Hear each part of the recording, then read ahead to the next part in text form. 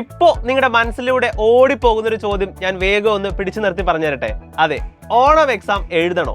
അത് എഴുതിയില്ലെങ്കിൽ എന്താ പ്രശ്നം? ചുമ്മാ ഒന്ന് ഉഴപ്പി സ്കൂളിൽ എന്തായാലും എക്സാം നടത്തുന്നു എങ്കിൽ അതിനോടൊപ്പം ഒന്ന് എഴുതിയാൽ മതി, ഇങ്ങനെയൊക്കെ ചിന്തിക്കുന്ന ഒരുപാട് പേരുണ്ടാകും അല്ലേ?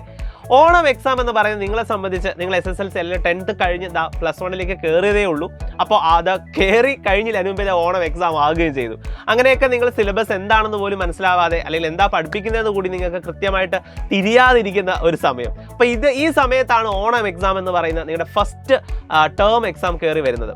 സ്വാഭാവികമായിട്ട് നമുക്കൊരു കോമൺ ചോദ്യപേപ്പർ ഇല്ല, സ്കൂൾക്കാർ നടത്തുന്ന എക്സാമിനേഷനാണ്. അപ്പോൾ അതുകൊണ്ട് തന്നെ ഒന്ന് ഉഴപ്പാനുള്ള എല്ലാ ടെൻഡൻസിയും നിങ്ങൾക്ക് ഉണ്ടാകാനുള്ള സാധ്യതയും ഞാൻ കാണുന്നുണ്ട്. എങ്കിൽ മക്കൾ അറിഞ്ഞിരിക്കേണ്ട കുറച്ച് പോയിന്റ്സുമായിട്ടാണ് സാർ എത്തിയിരിക്കുന്നത്.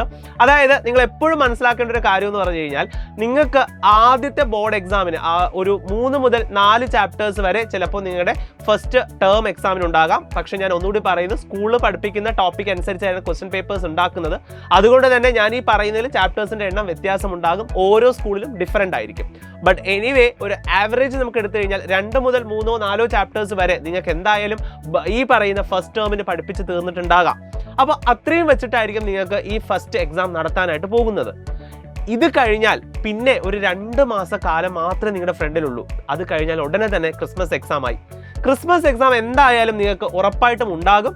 ആ ക്രിസ്മസ് എക്സാമിന് വലിയൊരു സിലബസ് തന്നെ നിങ്ങൾ പഠിക്കേണ്ടതായിട്ട് വരും. കാരണം അത് ഏകദേശം ഒരു 70% ടോപ്പിക് നിങ്ങൾക്ക് ആ ഒരു ക്രിസ്മസ് പോർഷൻ എന്ന് പറഞ്ഞ് നിങ്ങൾക്ക് പഠിക്കേണ്ടതായിട്ട് വരും. ആ സമയത്ത് ഈ ഫസ്റ്റ് ടേം കൂടി നിങ്ങൾക്ക് കവറപ്പ് ചെയ്യേണ്ടതായിട്ട് വരുന്നുണ്ട്.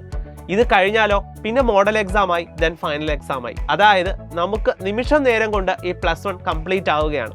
ഇതിന് നമുക്ക് ലഭിക്കുന്ന സമയം എന്ന് പറയുന്നത് വളരെ കുറച്ചാണ്. അപ്പോൾ ഈ ഷോർട്ട് ടൈമിൽ നമുക്ക് ഇത്രയും വലിയൊരു സിലബസ് പഠിച്ച് തീർക്കുക എന്ന് പറയുന്നത് വളരെ കഠിന പ്രയത്നം ചെയ്താൽ മാത്രം നമുക്ക് അക്കരെ എത്താൻ പറ്റുന്ന ഒരു കാര്യമാണ്. അതുകൊണ്ട് തന്നെ നിങ്ങൾ ഈ കിട്ടുന്ന ടൈം വെറുതെ പാഴാക്കി കളയരുത്.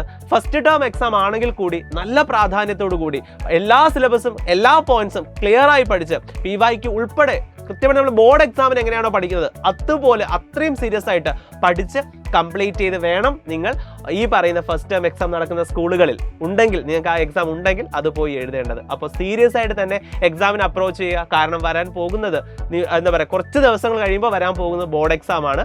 അവിടെ നമുക്ക് വേറെ ഒരു കളിയും നടക്കത്തില്ല. കാരണം നിങ്ങൾക്ക് എല്ലാവർക്കും അറിയാം, +1 ബോർഡ് എക്സാം മാർക്ക് +2 കൂടി എടുക്കുന്നതാണ്. മാർക്ക് വളരെ വളരെ വാല്യൂബിൾ ആണ്. അതുകൊണ്ട് നമുക്ക് കളയാൻ സമയവുമില്ല, മാർക്കുമില്ല. അതുകൊണ്ട് നന്നായിട്ട് തന്നെ പഠിച്ചോളൂ, നന്നായിട്ട് തന്നെ മുന്നേറൂ. ഫസ്റ്റ് ടേം എക്സാം നമുക്ക് പൊളിച്ചെടുക്കാം.